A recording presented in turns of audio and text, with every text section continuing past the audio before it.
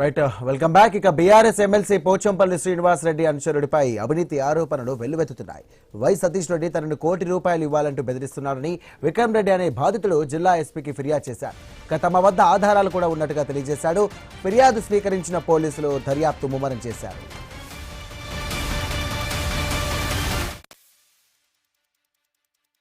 Why Satish Reddy అని BRS నాయకుడు తన పేరు వాడుతూ మీరు మమ్మల్ని కాదంటూ ముందుకు పోలేరని మమ్మల్ని పలుమార్లు బెదిరించడం జరిగింది.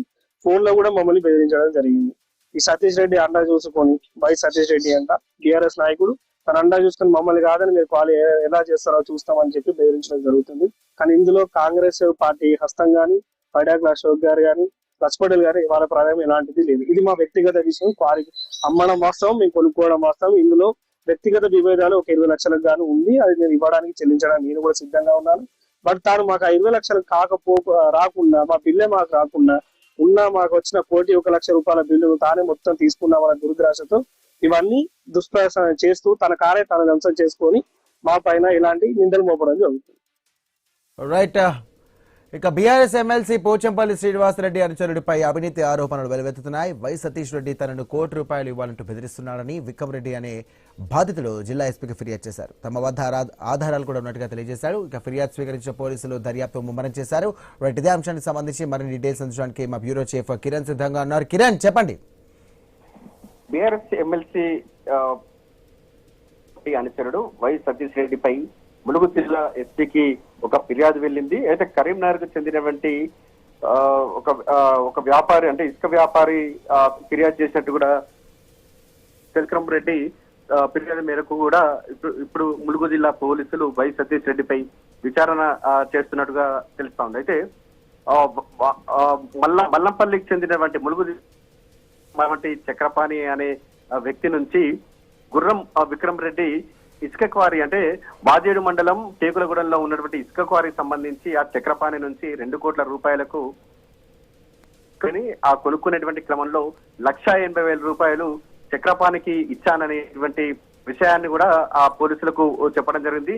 అయితే 20 లక్షలు బాకీ ఉన్నటువంటి లక్షల బాకీకి సంబంధించి వారికి సంబంధించి లావాదేవీలకు సంబంధించినటువంటి చెక్ బుక్ ను కూడా వారి మధ్య ఉంచుకున్నారనేటువంటి ఫిర్యాదును కూడా చేయడం జరిగింది. అంటే ₹20 డిమాండ్ చేస్తున్నారని బాధితుడు వెల్లడించాడు.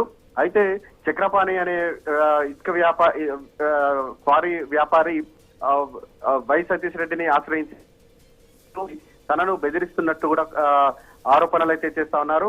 అయితే ₹1 ఇవ్వని పక్షంలో అంత చూస్తానంటూ కూడా బెదిరిస్తున్నట్టు కూడా గుర్రం విక్రమ్ రెడ్డి ములుగు జిల్లా ఎస్పీని ఆశ్రయించాడు. ప్రస్తుతం అయితే బాధితుడి ఫిర్యాదుతో వై సతీష్ రెడ్డిపై విచారణ అయితే కొనసాగుతుంది. ఇంకా అతను పోలీసులకు సంబంధించి ఇంకా ఎటువంటి విషయాలు వెల్లడిస్తారనేది కూడా చూడాల్సి ఉంది. మొత్తానికైతే ఎమ్మెల్సీ వై సతీష్ రెడ్డిపై ఫిర్యాదు బీఆర్ఎస్ ఎమ్మెల్సీ పోచంపల్లి మరి ఈ సంబంధించినటువంటి అంశంపై స్పందించారా, లేకుంటే ఏంటి ఆయనకు తెలుసా అసలు ఇలాంటి ఘటన జరుగుతోంది, ఇలాంటి అరాచకాలు జరుగుతున్నాయని చెప్పేసి ఏమన్నా తెలుసా, ఆయనకి ఇంటిమేషన్ ఉందా ఏమన్నా?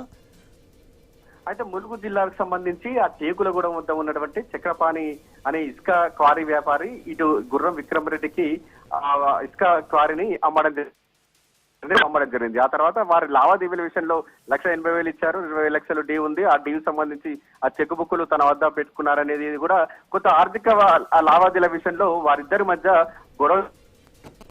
లావాదేవీల విషయంలో వై సతీష్ రెడ్డి ఎంటర్ అయ్యి కూడా సెటిల్మెంట్ కు వెళ్ళినట్టు కూడా తెలుస్తా ఉంది. ఆ సెటిల్మెంట్ కు వెళ్ళినటువంటి క్రమంలో విక్రమ్ రెడ్డి ఎవరైతే ఉన్నారో అతను కరీంనగర్ వాసి అంటే నాన్ లోకల్ బెదిరించేటువంటి ప్రయత్నాలు చేస్తున్నారనేటువంటి విషయాన్ని కూడా ములుగు జిల్లా ఎస్పీకి బాధితుడు విక్రమ్ రెడ్డి వివరించారు. కేవలం లావాదేవీల విషయానికి సంబంధించి మాత్రమే ఈ వై సతీష్ రెడ్డి అనేటువంటి వ్యక్తి ఆ చక్రపాణి అనేటువంటి వ్యక్తికి కూడా మద్దతుగా వెళ్ళినట్టు కూడా తెలుస్తా ఉంది.